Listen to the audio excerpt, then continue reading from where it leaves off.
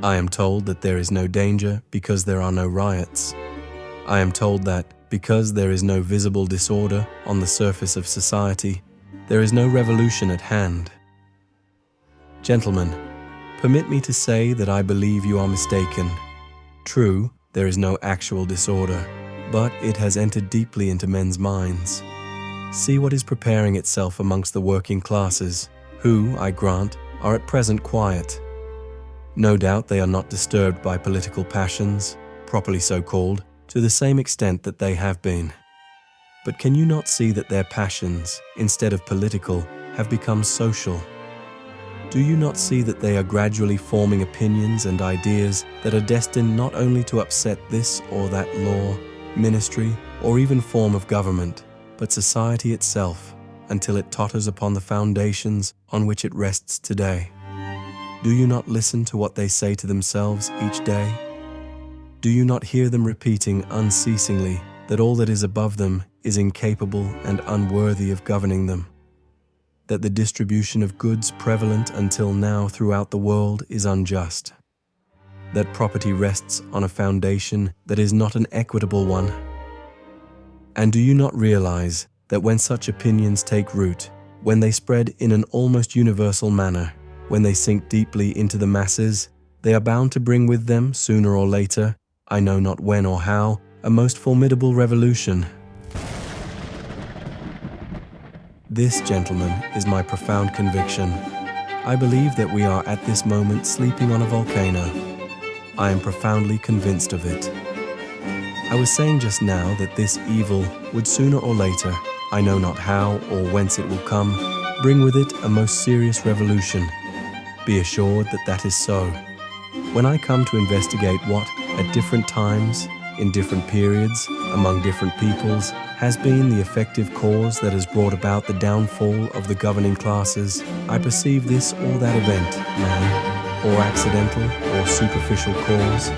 But believe me, the real reason, the effective reason that causes men to lose political power is that they have become unworthy to retain it. Think, gentlemen, of the old monarchy.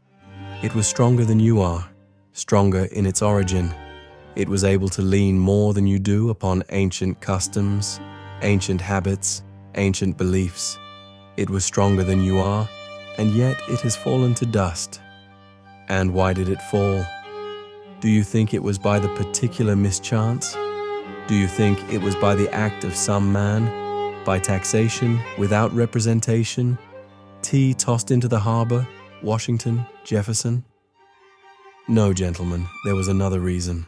The class that was then the governing class had become, through its indifference, its selfishness, and its vices, incapable and unworthy of governing the country.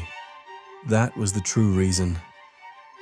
Well, gentlemen, if it is right to have this patriotic prejudice at all times, how much more is it not right to have it in our own?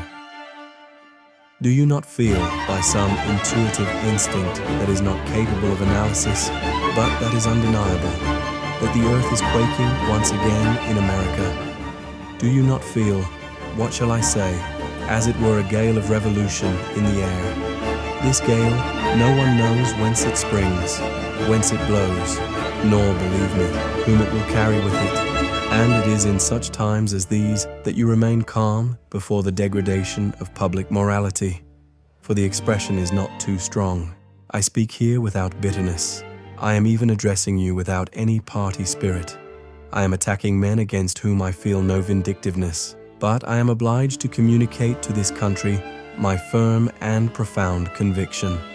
Well then, my firm and profound conviction is this: that public morality is being degraded, and that the degradation of public morality will shortly, very shortly perhaps, bring down upon you new revolutions. Is the life of kings held by stronger threads, and these more difficult to snap than those of other men? Can you say today that you are certain of tomorrow? Do you know what may happen in America a year hence, or even a month or a day hence? You do not know. But what you must know is that the tempest is looming on the horizon, that it is coming toward us. Will you allow it to take you by surprise? Gentlemen, I implore you not to do so. I would gladly throw myself on my knees before you. So strongly do I believe in the reality and the seriousness of the danger. So convinced am I that my warnings are no empty rhetoric. Yes, the danger is great. Allay it while there is yet time.